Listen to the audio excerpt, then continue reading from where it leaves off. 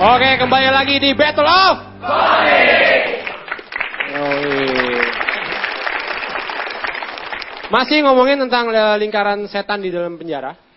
Jadi tadi udah 2 komik. Bagaimana? Sini ada yang tertarik masuk penjara? Setelah mendengar tadi 2 orang. Dan masih ada 2 komik lagi ya. Yang ketiga kita akan serahkan kepada Jui Purwoto.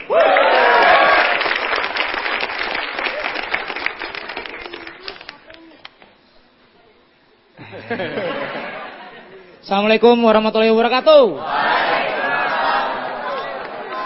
Selamat malam semuanya. Bener loh ya. Ini jujur. Gua kalau denger kata penjara, bawaannya nostalgia. Jadi inget masa lalu. Dulu gua pernah cinlok sama napi. Enggak bohong. Enggak bohong ya. Bohong. Bercanda. Kalian tuh jangan suka nilai orang dari tampang. Ini anak-anak Tangerang nih ya. Ini suka nilai orang dari tampang. Muka gue ini emang kriminal. Emang buronan. Tapi jujur, sampai sekarang gue gak pernah sekalipun masuk penjara. Seleksinya susah. Susah. Sekarang gini, gue tanya sama lu, penjara mana yang gak penuh? Semua penjara di Indonesia rata-rata penuh. Bahkan rata-rata penjara di Indonesia itu udah over kapasitas. LP Cipinang aja kalau nggak salah penjaranya, daya tampungnya itu sekitar 900 orang. Tapi peminatnya sampai 2000. Iya, itu peminatnya sampai 2000. Udah kayak PTN favorit ya. Itu passing grade-nya tinggi itu. Udah kayak kampus UI loh itu. Harusnya nanti LP Cipinang pasang iklan dong, ya nggak? LP Cipinang, penerimaan narapidana baru. Tahun ajaran 2013, jalur PMDK, SPMB, SPNPTN, pokoknya masing-masing. Biar napi-napi di sana itu intelek. Tapi gini, meskipun mereka kayak gitu, biar bagaimanapun orang-orang yang setelah keluar dari penjara itu banyak yang bukannya malu, tapi malah bangga. Malah bangga. Lu pasti pernah lihat ada orang di bis kota minta sumbangan tapi pakai bawa-bawa alma mater rumah tahanan. Tahu kan yang kayak gini? Bapak-bapak, ibu-ibu, saya mohon seikhlasnya, saya baru keluar dari LP Cipinang. 2011 saya Nusa Kambangan, 2013 penjara Alcatraz Amerika Serikat. Jadi saya bukan napi sembarangan, ijazah saya internasional. Dan banyak juga artis-artis nih, gue kasih tahu di Indonesia banyak artis yang pernah mendekam di penjara. Contohnya Iwan Fals, tahu? Iwan Fals dia pernah di penjara, tapi di penjara tetap berkarya, tetap bikin lagu. Ariel Noah di penjara tetap bikin lagu. Soalnya kenapa? Soalnya di penjara itu kita tetap dituntut harus produktif. Kan di penjara kita diajarin berbagai keterampilan kan, iya kan? Bener kan Pak? Ini senior saya ini. Jangan salah loh. Ini senior saya. Di penjara itu diajarin berbagai keterampilan. Ada yang menjahit, ada yang perbengkelan. Misalnya gini, maaf nih ya, maaf. Misalnya kamu maling ayam. Nah, ketangkep, masuk penjara. Di penjara diajarin ilmu perbengkelan. Alhamdulillah, keluar maling motor.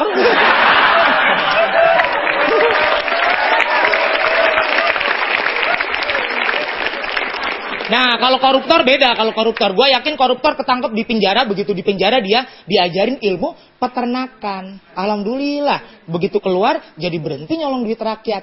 Tapi jadi nyolong sapi. Tahu kan partainya? Partai Kornet Sapi. Bapak emang gini loh.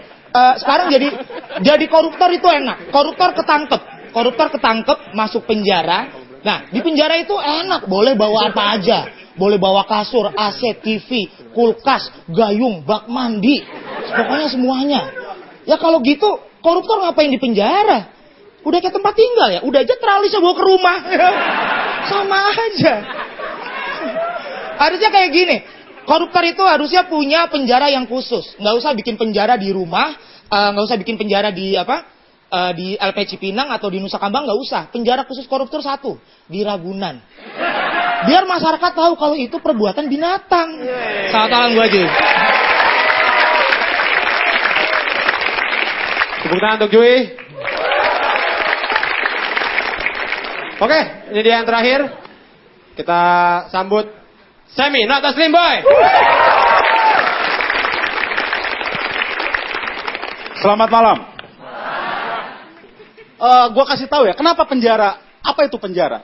Penjara adalah sebuah institusi atau gedung yang dibuat oleh pemerintah untuk mengurung manusia dan membatasi hak-haknya. Untuk mengurung, sengaja untuk dibuat untuk mengurung. Tujuannya untuk apa? Pertama, supaya orang-orang itu tidak berkeliaran di masyarakat. Karena orang-orang ini orang-orang berbahaya. Pembunuh, pemerkosa, koruptor, orang-orang yang berbahaya. Orang jelek gitu kan. Alasan yang kedua, bisa saja orang itu sudah tidak berbahaya lagi, sudah bertobat. Tapi harus memberikan efek jera. Efek jera terhadap orangnya. Orangnya sudah bertobat, efek jera terhadap orang lain. Supaya orang lain tidak melakukan. Ya kan? Jadi karena hukumannya berat. Gimana bisa memberikan efek jera kalau ada ruang tahanan yang ada AC-nya? Sedangkan kamar kos lu, kipas angin aja nggak ada. Ya kan? Jomblo lagi. Gimana bisa memberikan efek jera kalau benar tadi yang dikatakan oleh saudara kita dari Jogja, bahwa ada yang ada salonnya. Ada salonnya ini benar. Sedangkan lu keramas aja pakai sampo sasetan. Sampo sasetan untuk 1 kali keramas, lu 5 kali keramas. Jomblo lagi. Harusnya kan hukuman-hukuman itu memberikan efek jera. Karena hukuman-hukuman ini tidak memberikan efek jera, akhirnya masyarakat melakukan hakim sendiri. Mukulin. Kalau ada maling ayam dipukulin. Kemarin gua mukulin, ada maling ayam, gua pukulin. Gua ditangkap sama polisi. Kenapa Bapak hakim sendiri? Enggak, saya enggak sendirian. Saya rame-rame sama tetangga saya. Saya main hakim rame-rame, Pak. Seharusnya ada namanya extraordinary crime. Kriminalitas yang melebihi standar. Harusnya hukumannya juga extraordinary, melebihi standar. Seperti korupsi. Korupsi adalah extraordinary crime. Harusnya hukumannya jangan biasa-biasa aja. Gua saranin hukumannya tuh yang aneh lah. Misalnya ini orang setiap 5 langkah selama 5 tahun harus goyang gitu kan. Kalau misalnya dia lupa, ulangi lagi dari tahun ke 0 gitu. 1 goyang gitu kan. Aduh lupa, ulangi lagi. Makanya ada hukuman mati. Itu sebenarnya bukan untuk ngejahati orangnya. Karena itu udah extraordinary crime. Dan hukuman mati itu macam-macam. Kalau di Amerika dengan kursi listrik. Ya, di Indonesia ini jelas tidak cocok ya. Karena sering mati lampu. Ya.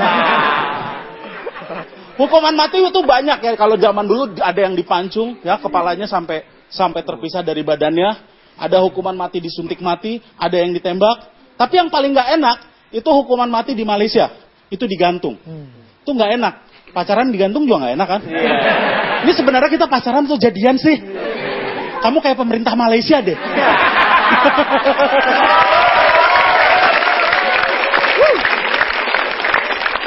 Lalu ceweknya bilang, abis kamu nggak kayak pemerintah Amerika sih. Kamu nggak pakai kursi listrik, kamu nggak ada setrumnya.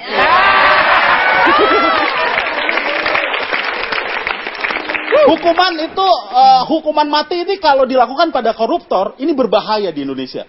Karena akan banyak kantor atau instansi yang kosong. Pejabatnya pada almarhum semua. Kita datang, ini kok kosong ya? Ada resepsionisnya. Ini kepala kantornya mana? Udah meninggal, Pak. Seminggu yang lalu. Kepala dinas, udah kemarin baru. Loh mas kapan? Saya besok, Pak.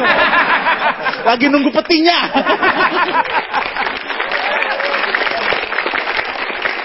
Kita belajar dari Cina.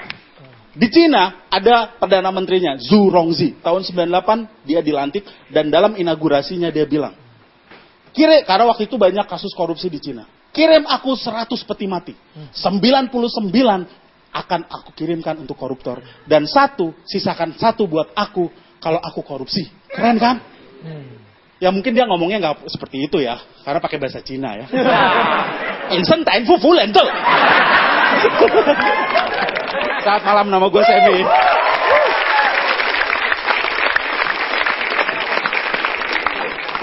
Oke. Jadi kita harus mengapresiasi para komik ini ya, dan menyerahkan ini nih Piala Citra. Dan coba kita lihat pakai tepuk tangan ya. Jadi yang menurut kalian paling oke tepuk tangan. Tepuk tangan untuk Mas Iwer. Tepuk tangan untuk Bang Semi. Untuk Hifzi. Untuk Jui.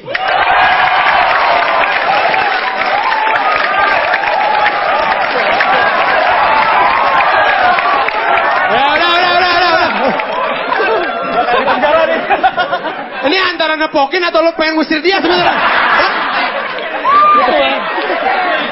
Oke, Joy. Silakan sini dong, maju sini. Silakan. Nah, ada yang mau disampaikan nggak nih kepada yang telah memilih Anda untuk dinarapidanakan? Buat teman-teman jangan lupa nonton Battle of Comic ya. Buat Bapak jangan pakai baju pink, saya nggak suka. Oke, terima kasih. Itu dia tayangan Battle of Comic kali ini. Jangan lupa nonton terus stand up comedy di Metro TV hari Selasa dan Rabu jam 22.30. Oke? Sampai ketemu lagi di episode mendatang. Tetap di Battle of Comic.